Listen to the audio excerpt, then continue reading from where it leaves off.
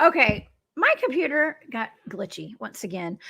I guess you guys will notice I am not at home. We had a power outage today, and it just go figure, right? It's we're doing a show tonight about a tornado that touched down and the butterfly people of Joplin, Missouri, who showed up to save the lives of a bunch of children, a bunch of people there. Uh, we had tornado warnings here where I live, and we actually had power outages. And so the power's out. I'm at an undisclosed location tonight, and I have a fantastic show set up for everybody. I have my friend Dennis Carroll here in the studio tonight. We're going to talk about some very, very interesting topics tonight and a very interesting subject. Okay, if you guys would like to follow along with all my shows and what I've been doing, please feel free to go visit my website. That's the cryptidhuntress.com. All of my shows there, all of my events that I'm going to be speaking at, any kind of thing that's special in my world will be on that website. Okay. And I also have links to my shop there, and my Patreon. If you guys anyone would like to support what I do, and you'd like to become a member of my Patreon, that's the Cryptid Huntress over there on Patreon. And all of my remote viewing data is posted there for all of my Thursday night shows, including tonight's show. I remote viewed the butterfly people of Joplin, Missouri, on that fateful day of that terrible tornado that touched down there. Okay, so that data is there. If you'd like to see all that data, you can join along and join with us by going and joining that Patreon tonight. Okay, so War Woman Goods, that's my shop on Etsy. I sell Native American vintage turquoise jewelry. I'd love for you guys to go check it out, and it's a great way to support the show, is going to War Woman Goods on Etsy. And I appreciate all your support. I love you guys, for everybody who has bought jewelry and joined my Patreon. Thank you so much. Okay. All right, y'all. Well, we have a fantastic show. I couldn't print out everything, so y'all bear with me for just a minute. I might be a little slower than normal today because I'm in a different location, but we're going to make it work. Before I bring Dennis up, I'm going to give an overview of what we're talking about tonight. And that way it will be a little easier for people who've never heard of this before. Okay. Of the butterfly people. I had never heard of them before until I was tasked this blind remote viewing target. And I want to give a shout out to, the people, my viewers who suggested this. I'm so sorry. My power went out today and I have not been able to look up your name. If you're in the chat tonight, I will give you full credit for suggesting this target, because it was one that we put in a pool of a bunch of blind targets, and we chose this one for tonight. Okay. Okay. So please let yourself be known if you're the one who suggested this target. Okay. So, on May 22nd, 2011, a powerful F5 tornado devastated the town of Joplin, Missouri, destroying 900 homes and killing 161 people, leaving complete devastation and a barren landscape in its path. Multiple children of varied ethnicities and socioeconomic statuses told similar stories of seeing beautiful humanoid creatures with wings hovering over certain children and parents in that storm in a protective manner. They were described as colorful and pretty, and the children called them butterfly people. The surviving children told a similar story. The tornado hit their home as their parents were praying. The roof was ripped off of their home, and the children saw a butterfly person descending down from the sky and covering them with their wings. Those children emerged from the wreckage unharmed. Other children saw butterfly people carrying other kids and adults up into the heavens. Those were the ones who didn't make it out alive. So what were those butterfly people? I have remote viewed them, and to help me with all this data tonight and to talk about the butterfly people, I have my friend Dennis Carroll. Now, before I bring Dennis up, let me give him a formal introduction. Okay. Dennis Carroll has over 40 years of experience in the field of the paranormal. He studied, researched, and investigated many aspects pertaining to the paranormal and the supernatural with personal paranormal experiences. He also is a researcher and investigator of the occult and the supernatural. Dennis has some amazing podcasts, by the way. You can find him on Nighthawk High Strangeness, and he has a brand new show called Hunting the Shadows. Please help me welcome to the show tonight, my friend, Dennis Carroll. Good evening. How you doing, Jessica? Hey, Dennis, I'm doing excellent. Hey, I made it here tonight, and despite the power outage that we're having in my town right now, I'm here and I'm happy. So glad to see you. I've been sharing in a little bit of your bad weather. I'm not that far away from you as the crow flies.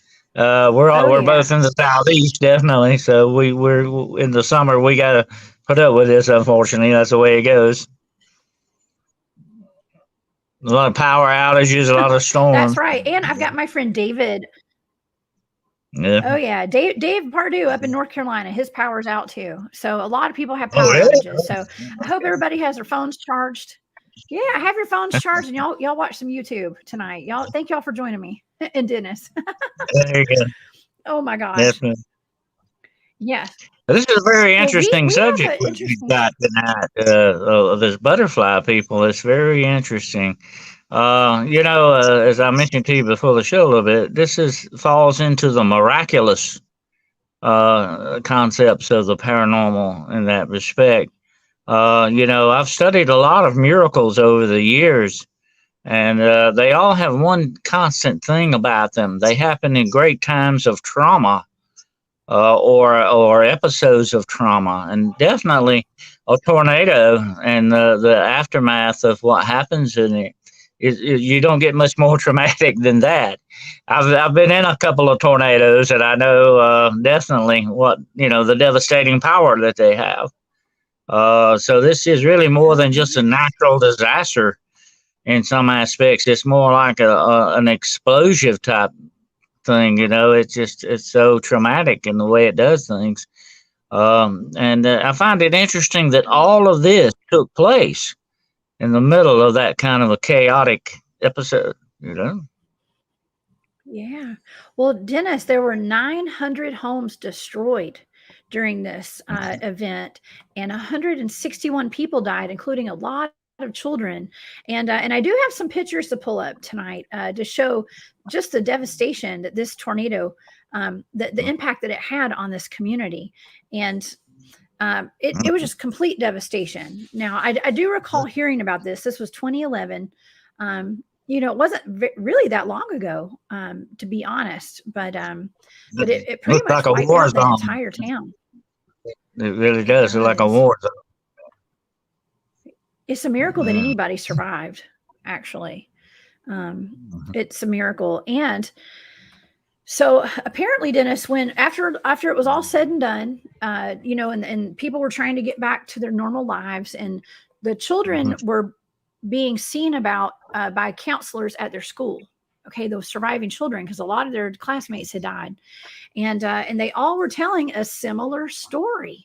A lot of the kids from all over the community were saying that in the moment that the roofs were getting ripped off of their homes, and their parents were sitting there praying, and the mommies were holding their children and shielding them, butterfly people descended from the air and shielded them with their wings, Dennis. I mean, that it sounds like an angel to me. Mhm. Well, you know what strikes me as strange about the butterfly people, the description.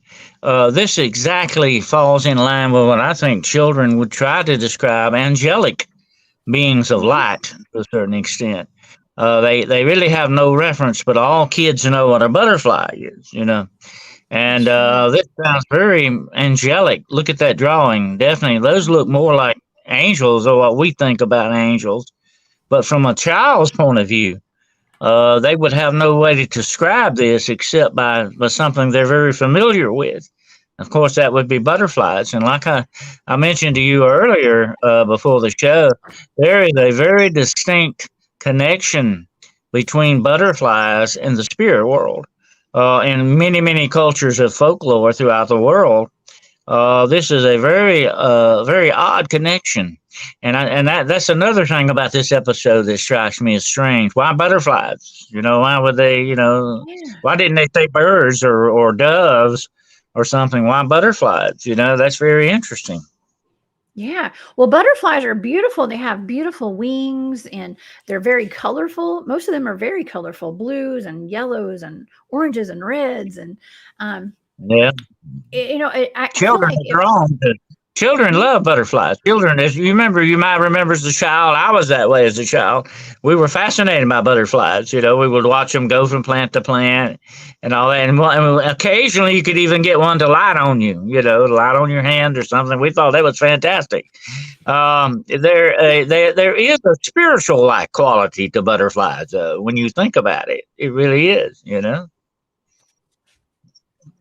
That's right. Hey, we have William in the chat. William Nighthawk from Nighthawk High Strangeness podcast.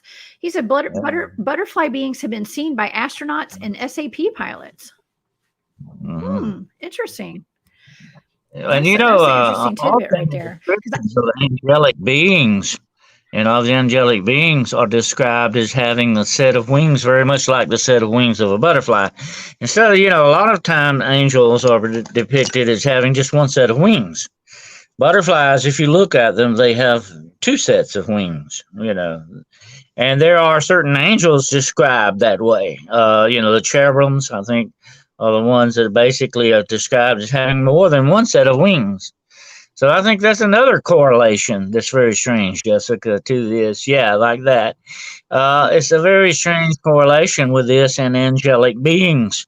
And the way these kids describe these things, it does make one tend to think. And the other thing about this, about some of their descriptions of them actually taking people up in the air, like they're retrieving souls, you know. Now let me tell you, it's a very interesting thing, and you know me, I'm all about folklore. Look at the Valkyries in the Viking legend. They come after the souls of people, and of course in the Christian legends, supposedly angels come after the souls of deceased people. And I find it very interesting that these butterfly people are described as doing the very same thing by children who really had no knowledge of that. Think about it. That's kind of mind-blowing when you think about it. They really didn't, you know, have any knowledge that this kind of occurrence would take place. Like grown people would, people that with a little more education, a little more spiritual realization would know this. And here's what got me interested in the butterfly people. I was doing research in a very famous paranormal photograph. I know you're probably familiar with this. Well, they actually took at a scene of a very bad automobile accident. And you see this being of light, like I know you've seen that. And that's where I got started, you know, how one research will lead to another and on and on. And that's how I got started and found this interesting aspect of what happened in Joplin, Missouri, with the butterfly people. So there's another correlation. I think it sounds very angelic to me in some aspects.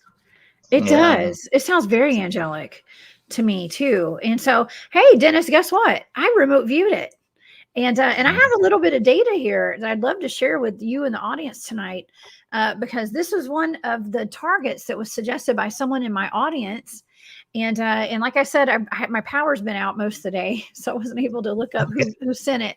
And I apologize, y'all. I really do. So if you're in the chat tonight, please let me know who you are. And I'll give you full credit as soon as the power comes back on at my house. And we're going to go there. But yeah, I remote view this. And by the way, Lacey, happy birthday. She said, my favorite show on my birthday. Oh my gosh. Thank you so much. That's so sweet. I hope you have a wonderful birthday. So thank you for being here with us on your birthday. Okay. So Dennis, when I first got this target, these were some blind coordinates, right? And I immediately started feeling like I was in a spin cycle, like a cyclone. I wrote down the word cyclone. Like I was in literally I thought I was in like a washing machine or something. And, but I kept hearing miracles. And I think before the show started today, you were discussing miracles, right? And I heard the word angel and angelic angel. But I was also hearing people screaming for help and relief. Some people were looking for relief. Some of my sensory data, let me go over my sensory data. I got spinning, hot, damp, protection or protected. Okay, that was I felt like I was very protected. I heard silence, rushed, flying, and something that was enormous. Okay, so that was my sensory data. I was picking up on something interdimensional. Now, I had picked up on something angelic in the beginning, and then I picked up on interdimensional star beings. Okay, and that was part of whatever I was looking at, they're star beings. And I kept hearing, I see dead people. Okay. Unfortunately, I was hearing that. And something about people's life purpose. Okay.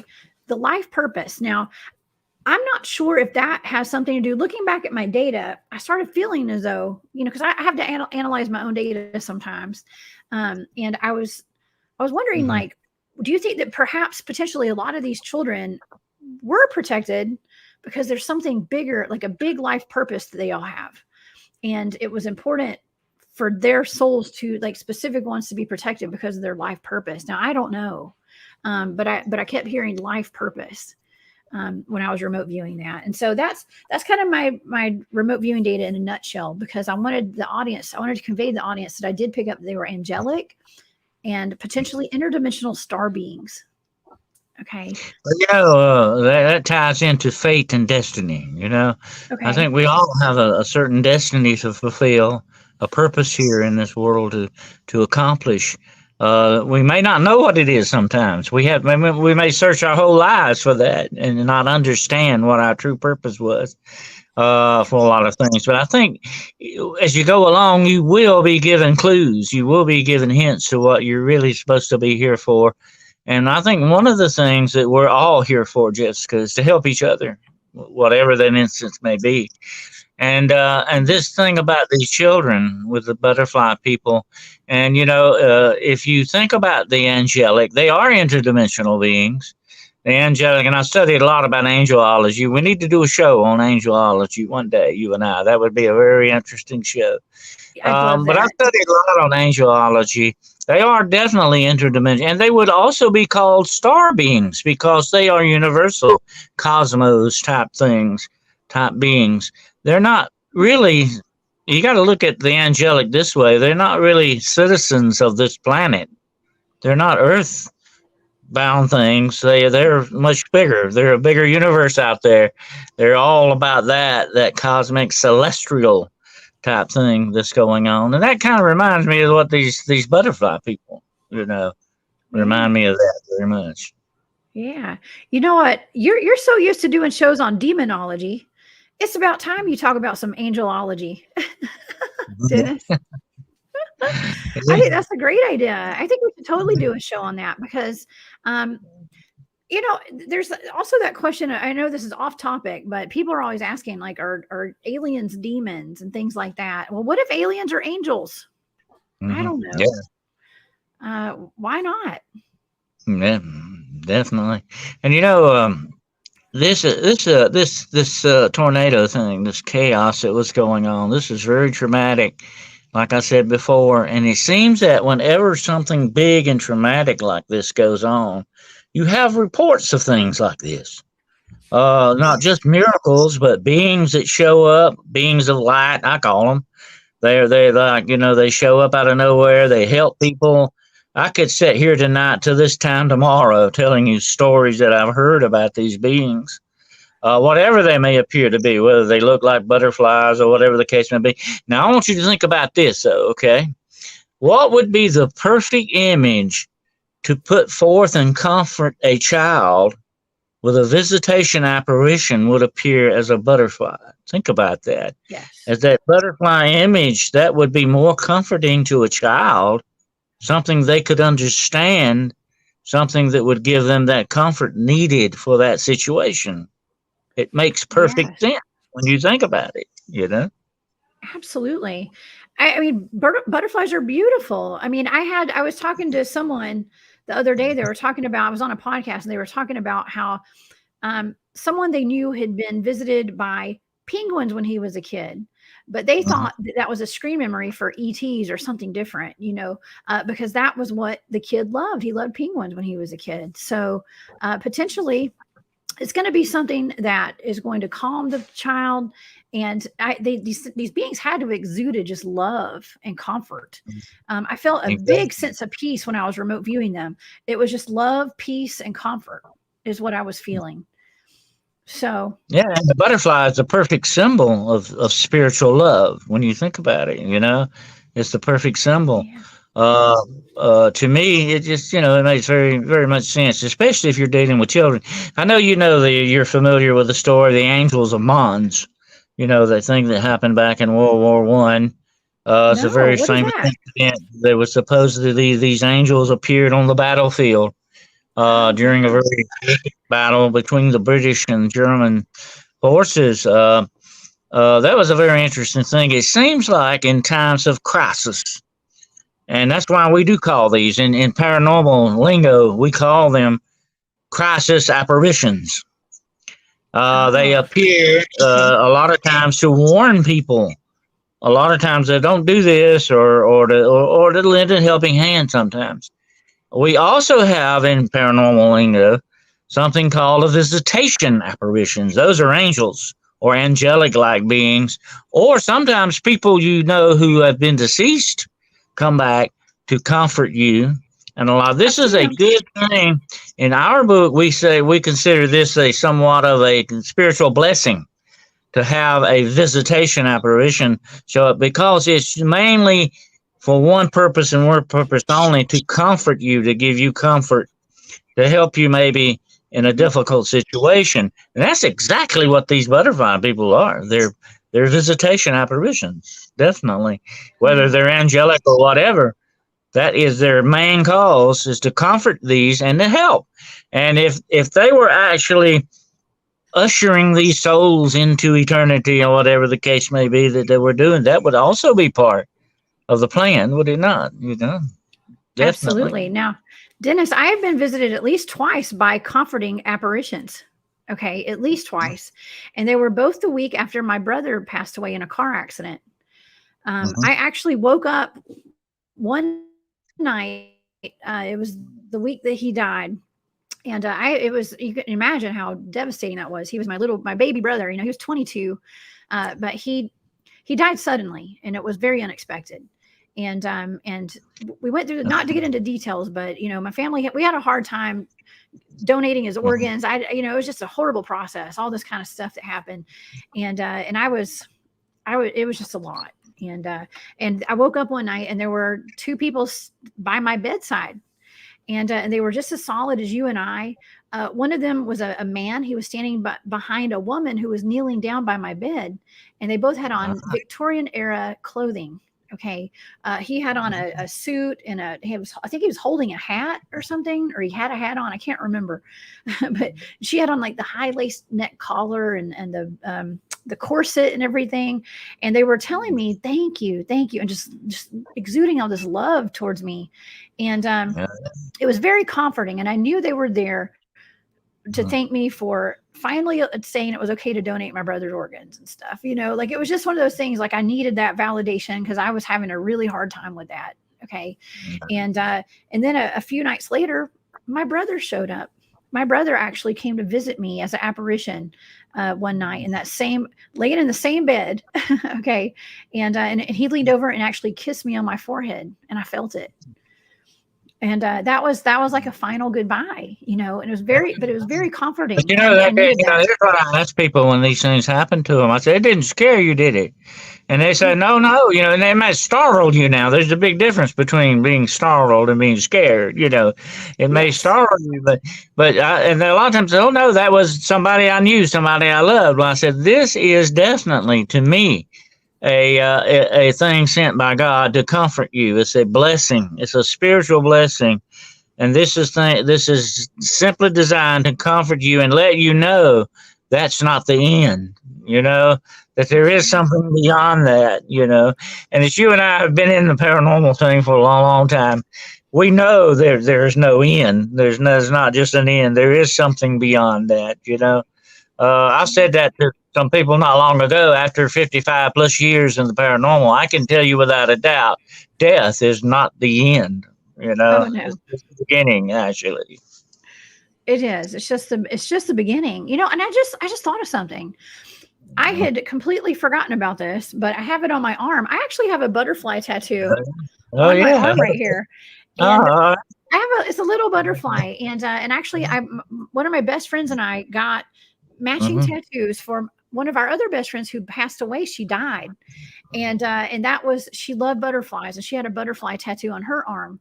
So my friend and I both got butterfly tattoos on our arms to remember my friend. And that's been almost 20 years since she passed. So not 20 years. I'm going to say 13 years. Let's say 13 years since she died, actually. I was thinking my brother. But let me tell you a quick story that happened to my grandfather. It was not long after my grandmother passed. He was driving in his car, going down the highway. It was summertime, and back then you didn't have air conditioning that much in cars. You had both of the windows down, and the windows were down. He was driving along. He was very depressed. Of course, his wife had died. It had been maybe about a week or so before this happened that my grandmother had passed. And all of a sudden, going down the road, this butterfly comes in the window of the car. And it sat down exactly where my grandmother always sat in the car, next to him. Wow. No way. And he said, "We got to see it." And this, now you got to think about this a moment. How a butterfly could get in a moving car? That's what struck me as strange about this, And I asked him. I said, "Were you stopped at a stop sign or something?" He said, "No, it was going down the highway, And this butterfly got in the car, and it sat down exactly. And this is what he said. He said, "I felt like that your grandmother came back one more time to let me know everything was all right with this butterfly thing, So that's another interesting thing about butterflies. Like I say, they are a recognized universal symbol of the spiritual aspects, I think, of the universe in that respect. But I find it very interesting that children would go for this image, Wow.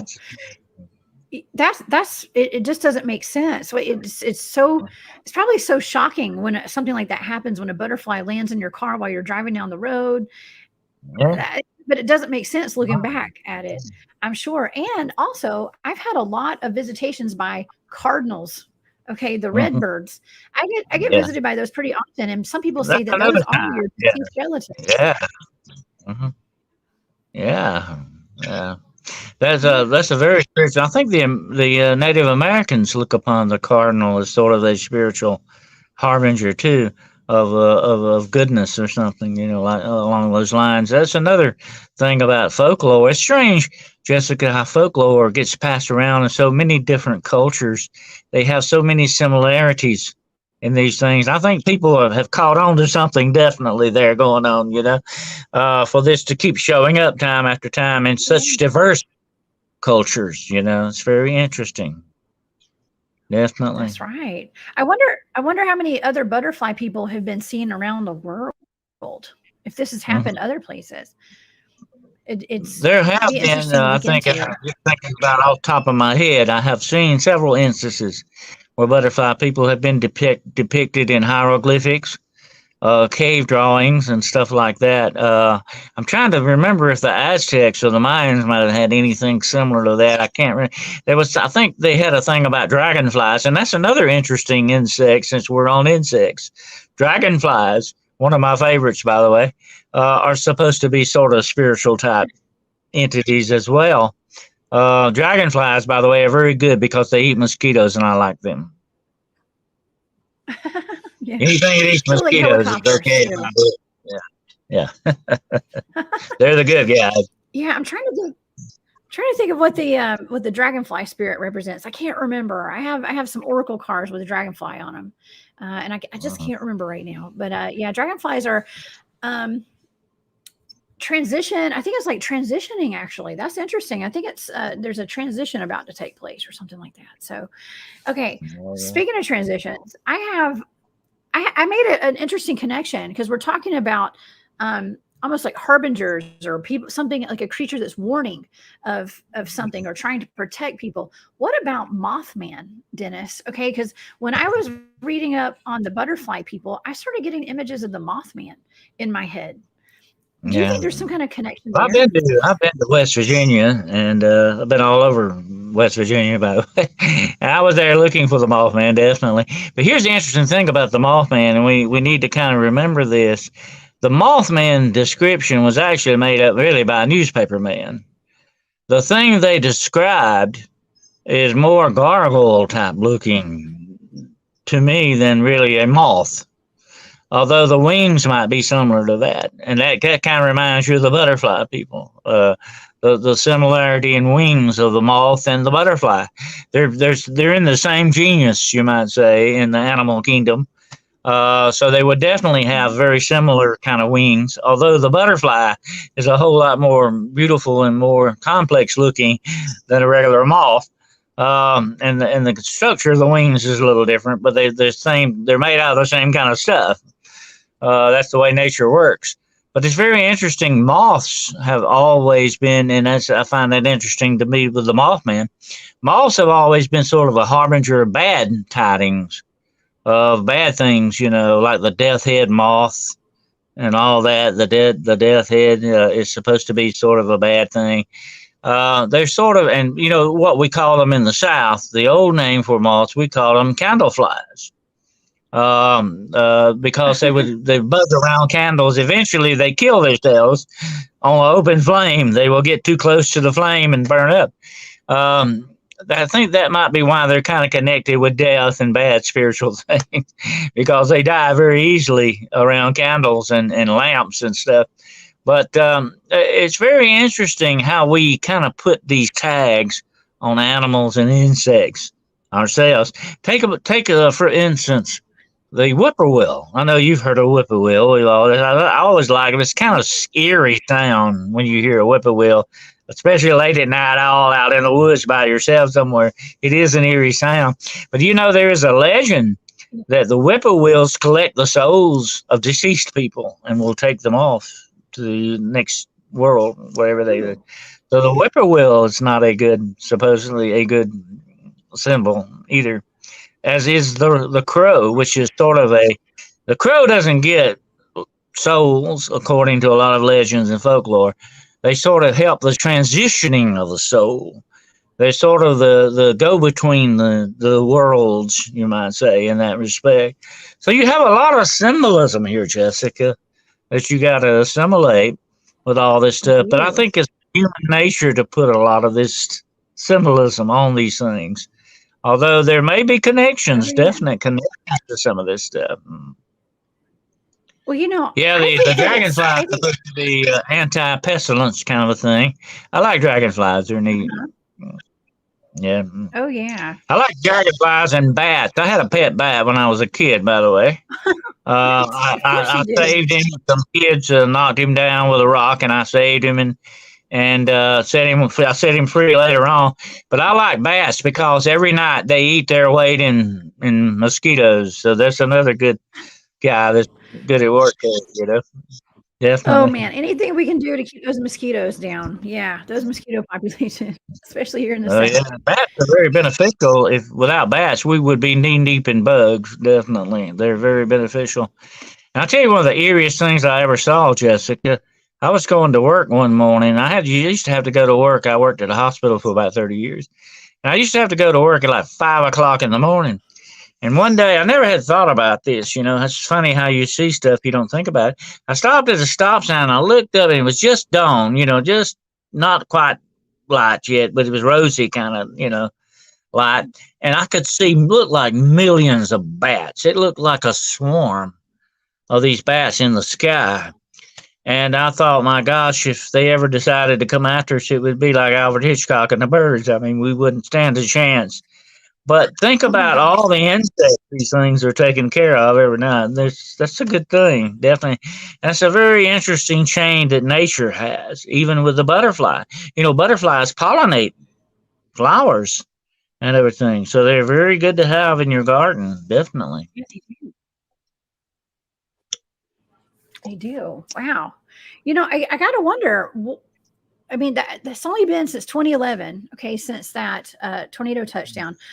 I haven't even checked. Like, has this town built itself back up? And are people still talking about the butterfly people there? I know that they actually have a mural, a wall, and I was trying to upload pictures right before the show. And I have a little piece of a mural. I mean, they actually have a mural, like a wall dedicated to the butterfly people there, because this was a big thing when this happened. And let me take that comment down there. Let's see. There we go. this is only a little tiny piece of it. I'm sorry I didn't have time to upload the rest of the pictures. Well, But I have to wonder there what it's like there now. There is another connection, and this is what reminds me of this picture you're showing here. There is another connection to the butterfly, and the butterfly people would be definitely the Fae, or fairies as people call them. That's been one of their symbols from time immemorial. Has been a butterfly. That's why you see Tinkerbell sort of with the dragonfly, butterfly type wings. Of course, the real fairies did not look like that. Okay, in just real descriptions.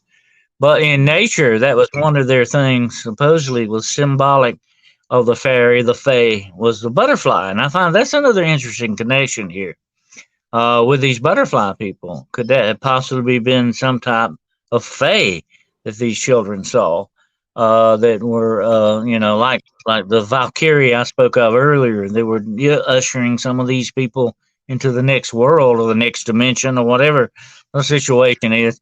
That makes you wonder about that too, because there is a distinct connection between the Fae and butterflies, definitely. And the Fae are often described as having wings.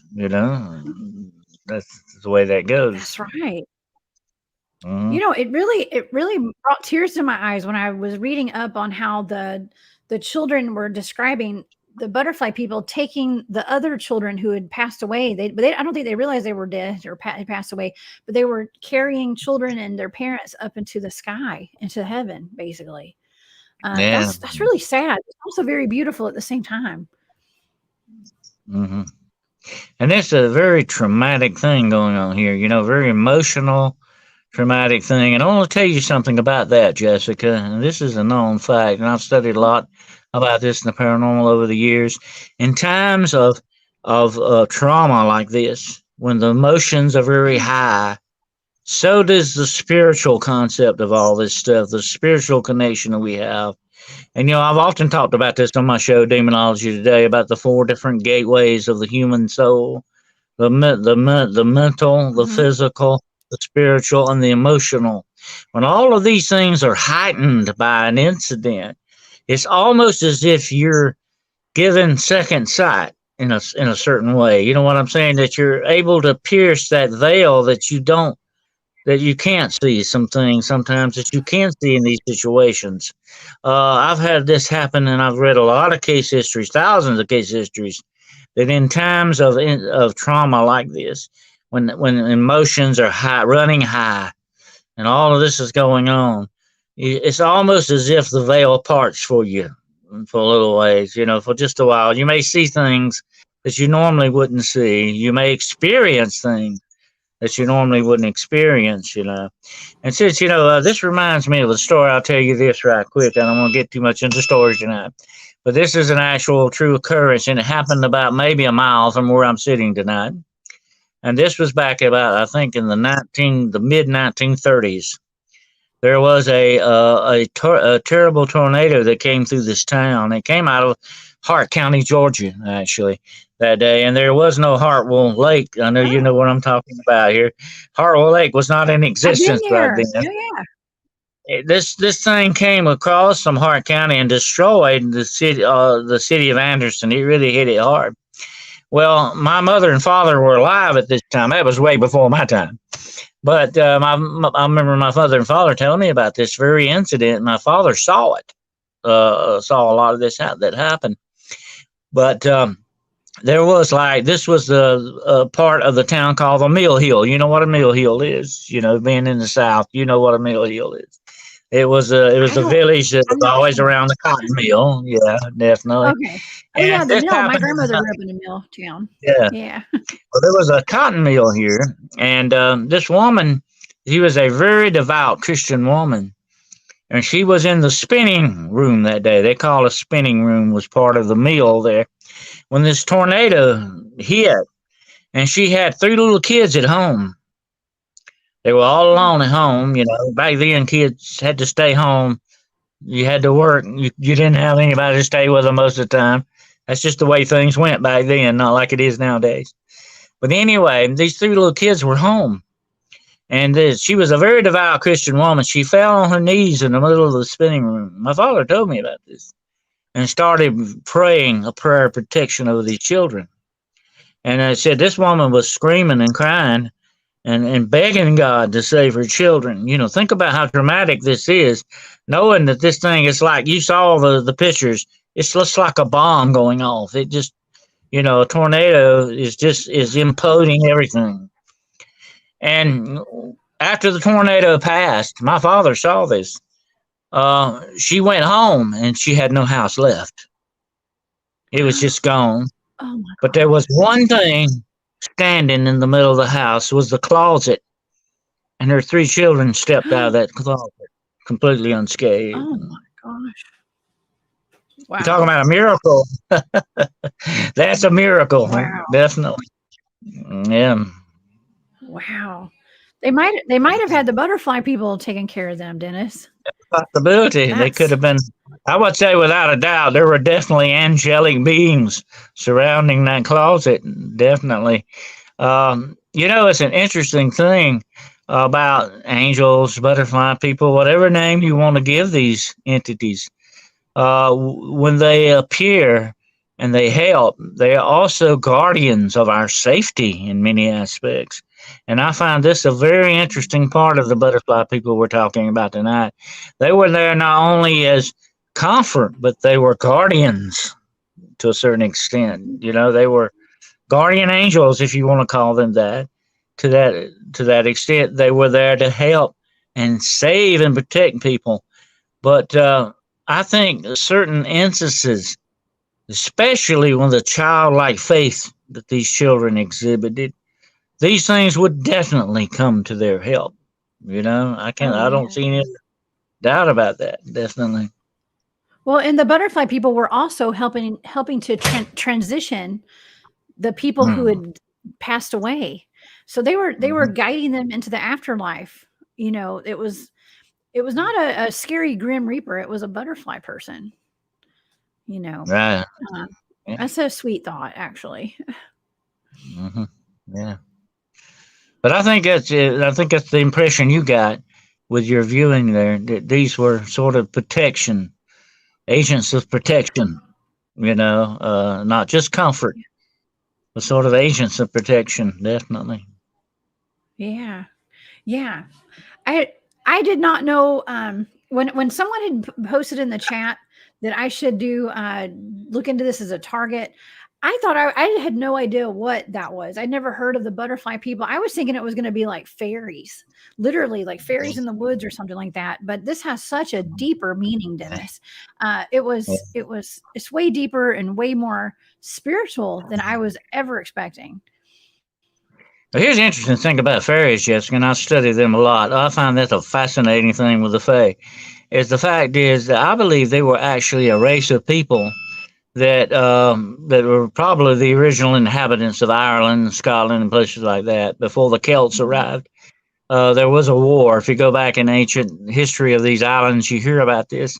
But I believe these people, and some people believe, and that they may have been the original inhabitants of Atlantis, But they said this race of people was very secretive, and they may have gone underground. You always hear about the fairies and all that being underground dwellers, that's where their kingdom is and all that stuff. They may have gone underground to survive to a certain extent. But, and it's like my friend Graham Phillips has written a recent book about, I don't know if you were familiar with Doggerland, but Doggerland was actually a continent, a small continent between Great Britain and the Netherlands in the North Sea. It's now underwater. It went underwater. He thinks, without a doubt, his new book tells about this, that this race of people were the ones who originally built Stonehenge and some of these other circles. But it's interesting how legends grow up around these secretive people, And here's one other thing about the Fae. They had heightened powers of psychic abilities, definitely. They had something different about them than other races of people that were around them. And that made some of these other races fear these people because they had maybe more in touch with the spiritual aspects of our world in that respect. It might not have been such a great psychic power, but they might have been in touch more with it than these other the other peoples around them, and that might have given them a bad reputation, so to speak. It might have got the other guys to say, "Hey, we need to be careful with these the Fae, because they're dangerous." That's an interesting aspect, and that would make another great show, by the way. The Fae are a fascinating subject, and it runs over so many different kinds of beings, like the leprechauns, the brownies, the sprites, the whole works. It's amazing, the legends that grow up around this. But at the heart of every legend, there is definitely a foundation of truth. You just got to look for it. Yeah. That's right. And when I think of the Fae, I think of orbs too. And that's something that my team and I, and I got Grumpy in the chat. I see Grumpy in here, and David had to go to work. I saw that comment. But yeah, we see a lot of orbs. Actually, I think Bob turned into an orb one night. Bob, yeah. I remember that. Okay. But anyways, we have a lot of those. And okay. And so, and backtracking just a little bit, I had another thought, Dennis. Okay. So I've been doing shows. Excuse me. I've been doing several shows on battlefields and haunted battlefields and such. And we were talking about all that trauma and places of devastation and high levels of trauma and fear and sadness are a breeding ground, like a cesspool, basically, of a lot of supernatural activity. And so with the butterfly people, it seemed to be kind of opposite. It wasn't like a place of, it was very traumatic and a lot of fear, but there was something like, it's almost like God sent down his angels to come protect everybody. It was almost like opposite of like what a battlefield has on it, and not to say that God's not protecting those soldiers out there. But you just get a lot of scary cryptids that come out of these battlefields, like old Green Eyes and Gugway and demonic shapeshifters and stuff like that. Oh yeah, definitely. The demonic is drawn to areas of trauma. They love mental hospitals too, by the way, or even just regular hospitals. Like I said, I worked at a hospital for 30 years, and that's one of the most haunted locations you could ever go to, by the way. A lot of trauma, a lot of death goes on in hospitals. And these things, the bad guys are drawn to this, but I think the good guys are drawn to it as well, because where else do you need help more than in a place or situation like that, like on a battlefield or not during a tornado or whatever the situation is? Something very bad like that, you hope the cavalry shows up, to save the day at the end. Definitely. Well, all you can do is pray. And somebody in the chat did say it was divine protection. And it's I feel like this was like a divine intervention with these butterfly people coming down and just protecting these children. And it's divine. I do believe prayers work. And you hear a lot about this, Jessica, when people pass away, when people die and cross over, as I call it. When they cross over, and there's nothing more, how could anything be more traumatic than death, even on a personal level? There's an old saying, it's a bad thing to die alone, but we all going to have to die alone. No matter how many people's in the room, dying is something very personal. You do it yourself. You can't, nobody else can do it for you. But think about that moment of death. It's very traumatic, very emotional thing going on here. Definitely that would something, and I have heard many, many, many stories about things happening at that very precise moment of somebody that they know showing up. They'll call the name of someone who's deceased, or they will see these beings coming for them. But now on the other hand, there's the bad side of this coin too, that some of these people who have lived very bad lives, the other kind of guys come after them to usher them somewhere else. That's not good either. You see this in that very famous movie, Ghost. You remember that scene? I just thought of that. I was playing that in my head when you said that. Yeah. That's very true. That happens a lot. And, I have read a lot of thousands of cases of these near-death experiences or death experiences, this trauma that goes on. But there is a lot of good things happening too, when this happens.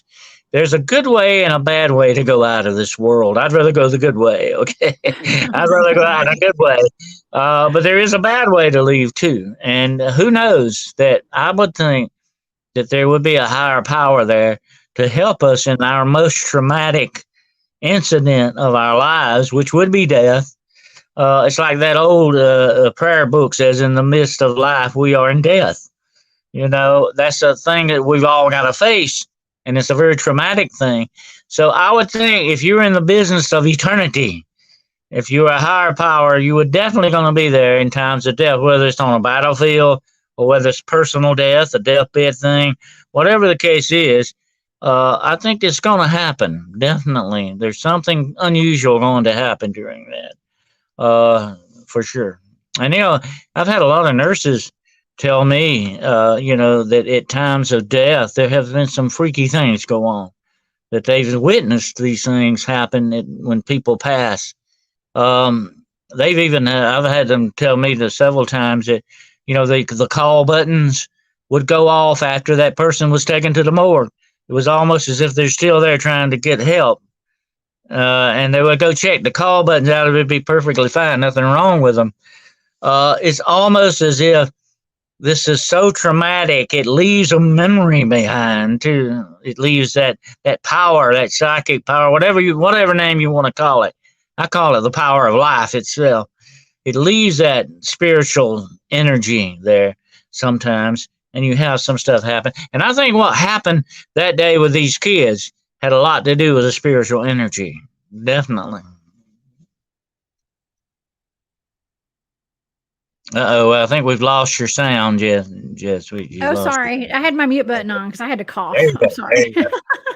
Yeah, so Linda's in the chat. She said that she thinks she says that people don't die alone, she said. And I have to say, what I did have some communication with my brother after he died, Dennis, and I got to tell you what he told me. He said that when he died, well, he said that he was not alone. He said that my grandmother, and I think it was my grandmother, one of my grandmothers or great grandmothers, and my aunt, they were there to greet him when he died, and they took him and showed him where to go, and like were there to welcome him.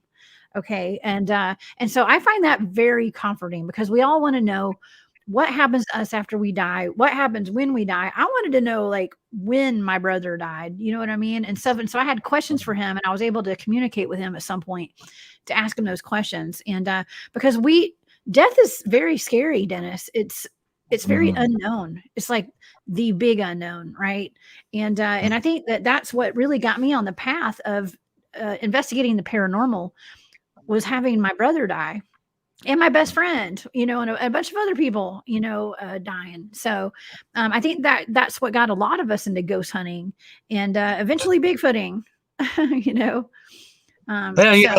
that's the great mystery. That's my personal motto, by the way. It's omne exuit in mysterium. That means all things end in mystery. And life ends in mystery, definitely.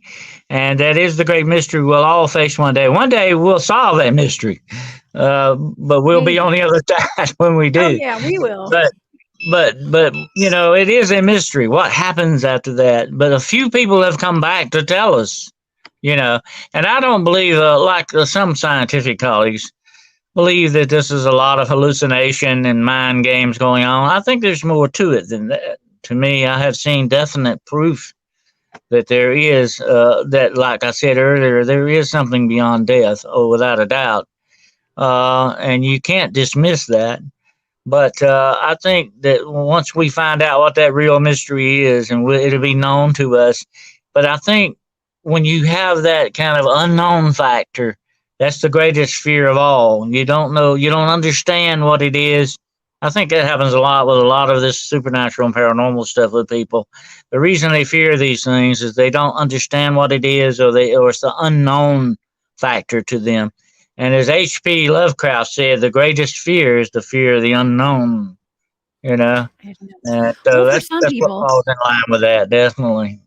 Yeah, I've actually learned to embrace the unknown, Dennis, because I don't know nothing about nothing, and I don't know what tomorrow holds for me. So I live every single day like this is my last day. I really do, because I know that I've already lived a pretty fun life, a pretty fulfilled life, and it just gets better every day. And I've embraced the unknown, and that's really hard to do. Gosh, it was hard. I've had to learn patience and how to just go with the flow, and I think life's a lot more fun now going with the flow, Dennis. And not knowing. There you go. Definitely. And Yeah.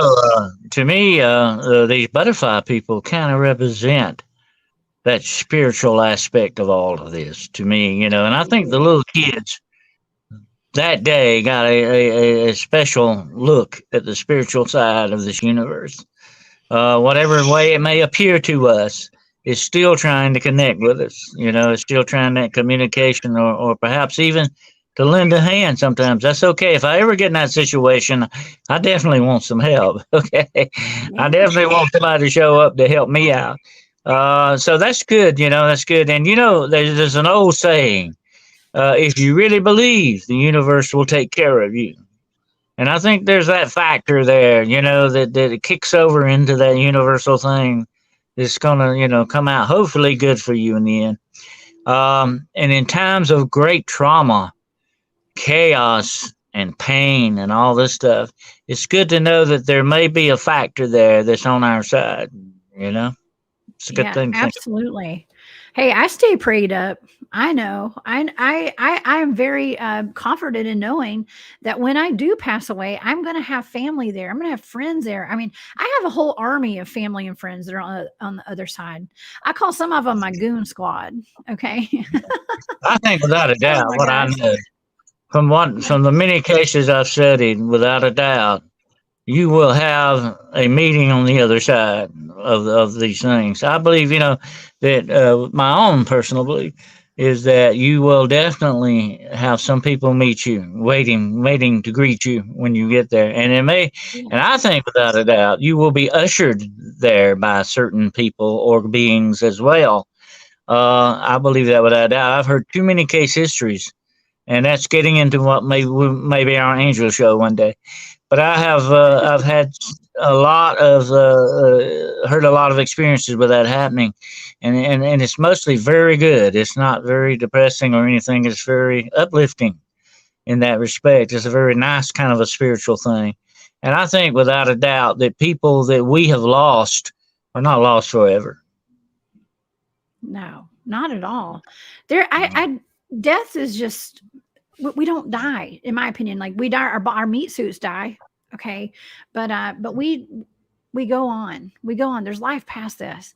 And, Yeah, I did pick up and on something what I told interdimensional somebody the here. other day. So, I told somebody the other day, how can you? And I'm going to be hard on the atheists here. Okay, how can you live that kind of a depressing life, not believing in anything? Even atheists believe in something. They believe they're not going to believe in something. That's their belief system. But how can you live such a depressing life that has no hope? That has no hope of something beyond this mere mortal existence.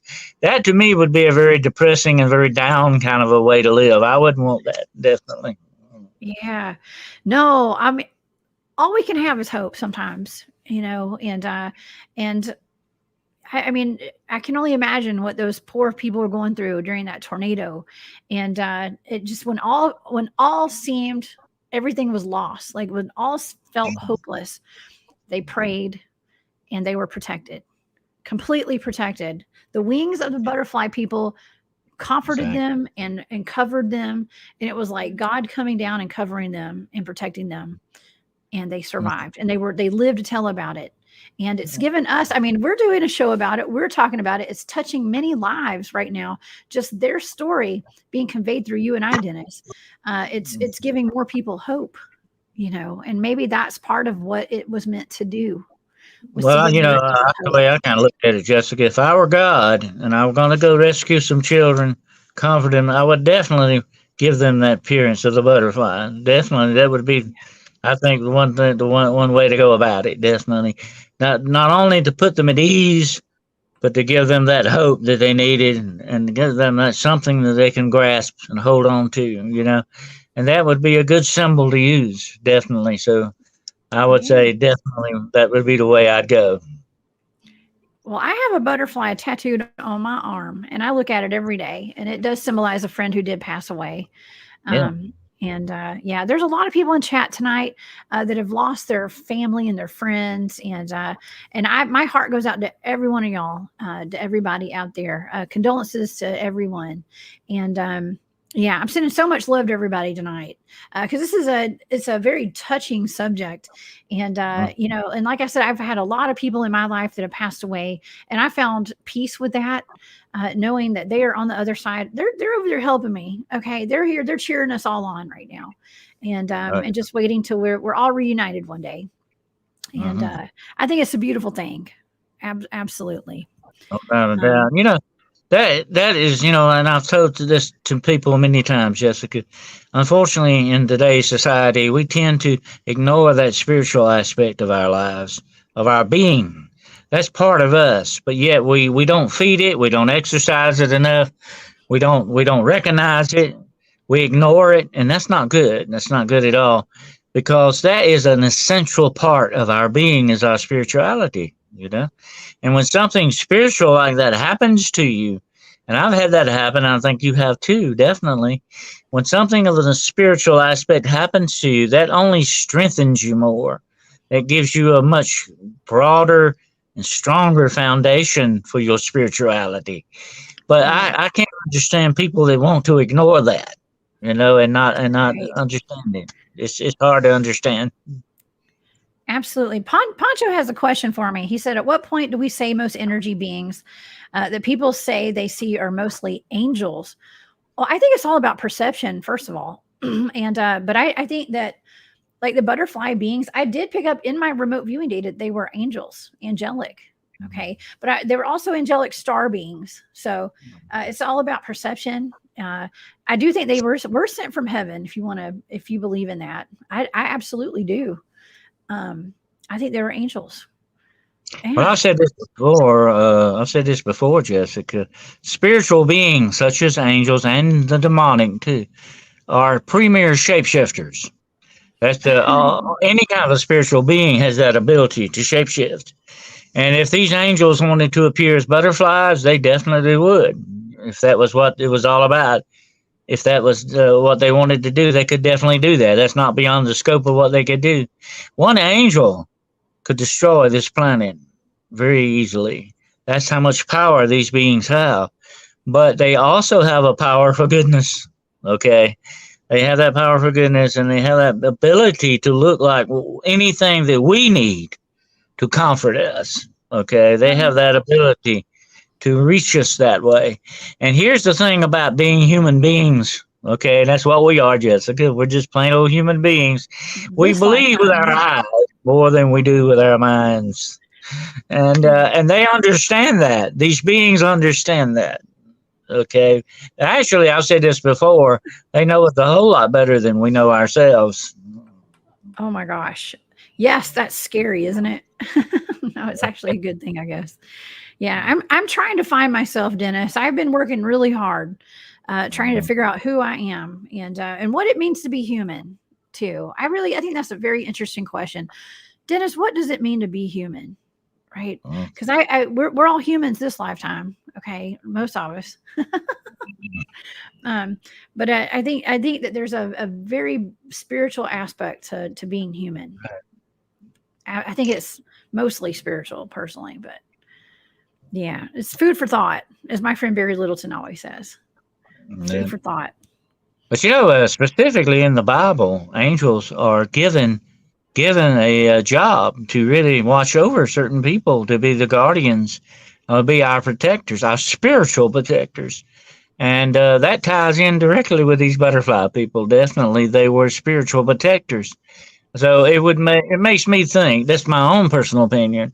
These butterfly people were really angels to me. That's what they basically really were. Although no matter what they appeared to look like to these children, that's what these were, beings of light. These were what you would call angels, definitely. Yeah. Dennis, I find it so interesting tonight that a lot of us are having power outages, tornado warnings, bad storms, and we just it happens to be on the night that we are talking about the butterfly people that came to visit when an F5 tornado touched down. We have not had bad storms here in so long, and I don't think we've ever lost power since I've lived over here in this area. Since I've been here, I know they've lost power before, but I hadn't been here that long. But I find it very interesting, and a lot of people in the chat are saying that they're having alarms going off, and storms rolling through tonight. Yeah, what a coincidence. It is strange, yeah. That's what I said. The longer I live, the more I realize there's no really such thing as coincidence. Everything happens for a reason to a certain extent. You just got to find out what that reason was. That's the way it goes. That's where Exactly. investigation comes in. That's right. That's right. And also, a lot of people in the chat are also mentioning that, like, oh, this is my friend Norma Jean. Hey, Norma Jean. She said, my grandmother passed in 97, and she has been with me since as my guide. Yeah, I feel like a I lot want of. to say something about that, okay? Okay. God honors love. God is love, okay? Mhm. And the bonds that bind us to others is a great love, okay?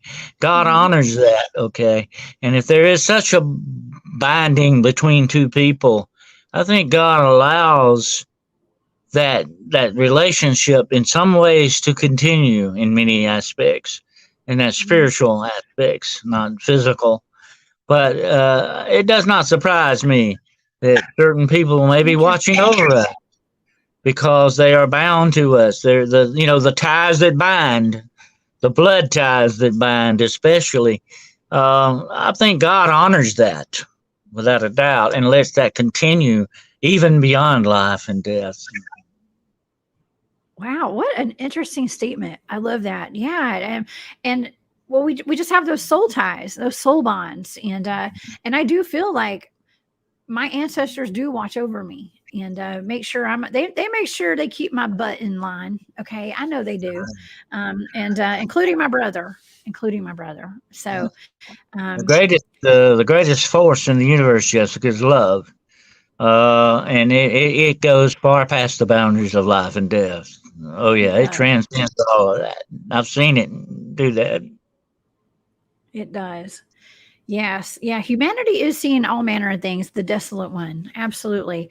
As in the days of Noah, the veil is thinning. I don't even think we have Let a me say veil. something about that right quick. Okay. I believe Okay. the spiritual aspects of our existence are heightening.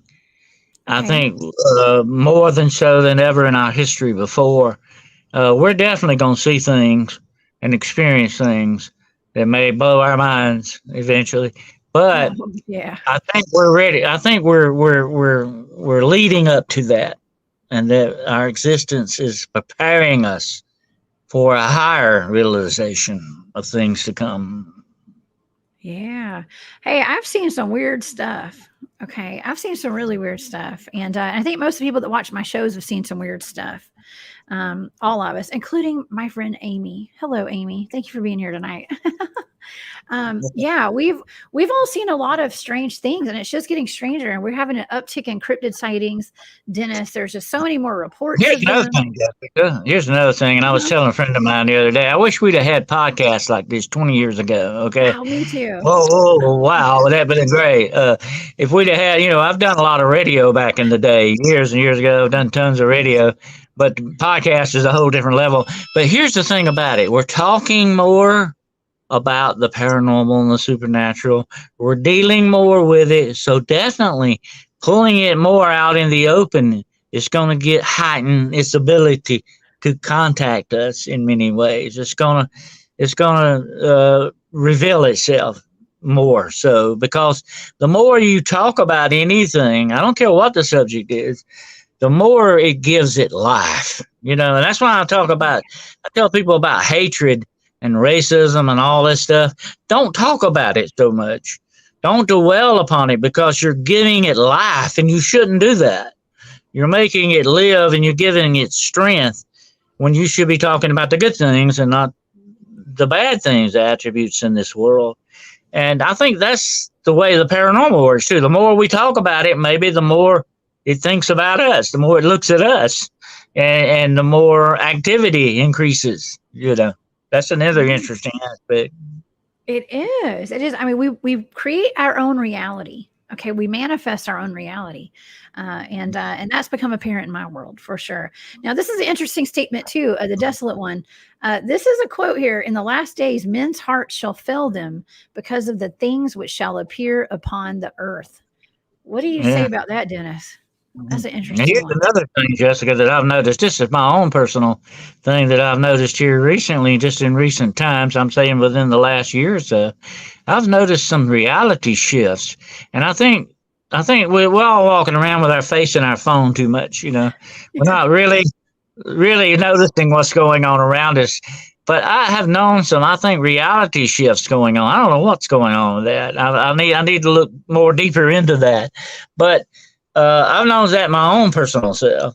What's going on with that? That's not just Yeah. linked to the paranormal. There's something else, and a lot of this I think goes back to CERN and some other things that may be precipitating a lot of this stuff.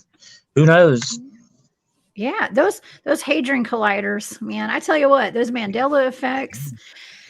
Uh, like I said, I feel like I live in a computer program, like a game, a video game sometimes. And somebody just hits a button and they change the names of our restaurants that we go to and the quotes from movies and names of products that we buy and all that kind of stuff. It's all the Mandela effect at the push of a button. That's how I feel sometimes, but who knows? Well, Who I knows talked what's about going on on? my show last night, Hunting the Shadows, the show I Uh-huh. did last night about cloning and all that. That they have AI programs now that can go in the womb and manipulate your DNA in the womb. Also, here's one other aspect of that I didn't get to last night. I'll tell you this tonight. They also have the ability to do things with the human mind that may heighten psychic abilities or the spirituality of these things. That's scary to think about it. They're dealing with some really, really way out stuff here. Yeah, it's Um, very who scary. knows what may be coming down the line for us?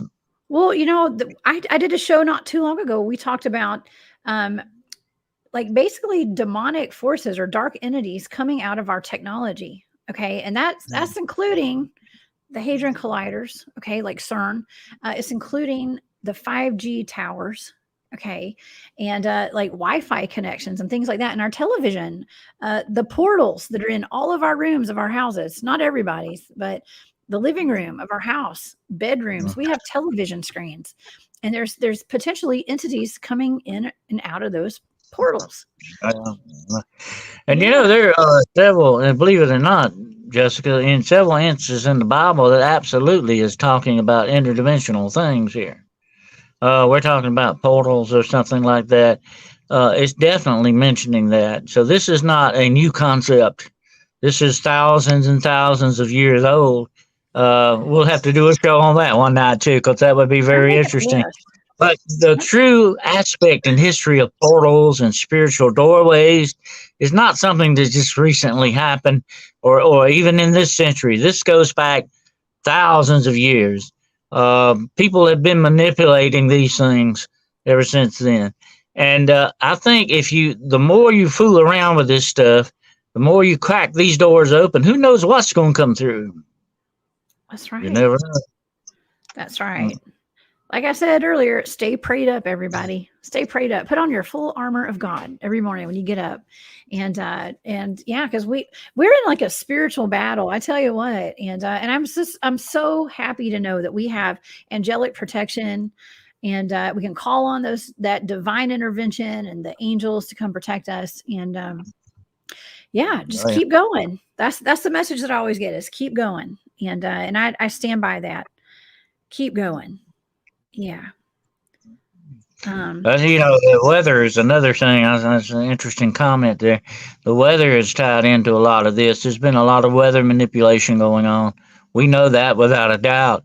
But also, whenever things are unsettled, whether they be spiritual, physical, whatever the case, the weather reacts to it as well. So everything is off kilter in this world. One thing is going to react off of another, and that can also precipitate the weather, even ice ages and all this other kind of stuff. They talk about the magnetic zones of the earth flipping, the poles flipping on us and all this other stuff. We don't know what's coming down the line, definitely, but I believe that manipulation has caused a lot of this stuff. You don't fool around. It's like that old saying, it's not nice to fool Mother Nature. You don't mess around with things sometimes. Expect you're going to get a good reaction. It's going to usually be bad. Right. That's right. And I do worry about the weather manipulation that we've got going on with HARP and how that affects the cryptids, let's just say. And another thing about the technology, we talked earlier about the thinning of the veil. And you and I have talked about the veil thinning at times. Well, some of this technology, they say that this 5G stuff and beyond, 5, 6G, 7G, whatever they're doing, it's actually putting out a frequency that is taking the veil completely off. Like there's no veil. That's why we're able to see all these entities now, Dennis. Have you heard that? And what do you think about that?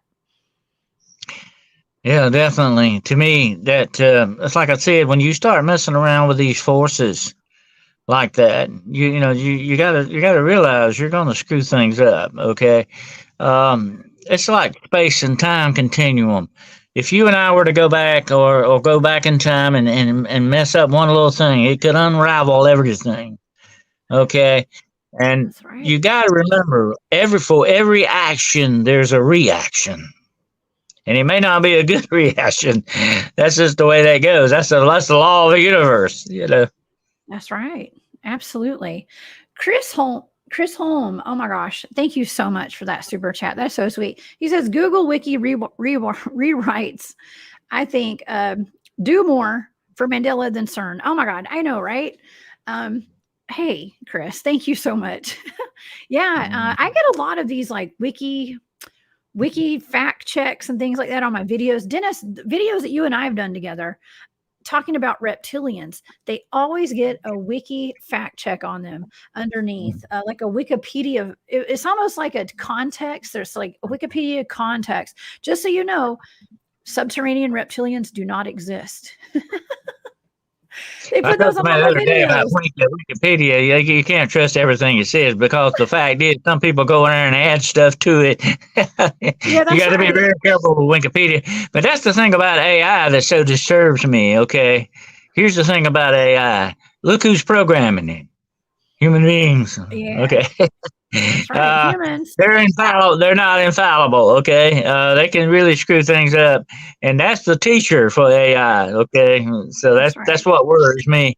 But I'll say this to people listening out there to us tonight. I know without a doubt AI has already been demonically infected. No doubt Ooh, about yeah. I agree with that. it. I have to agree with that statement, Dennis.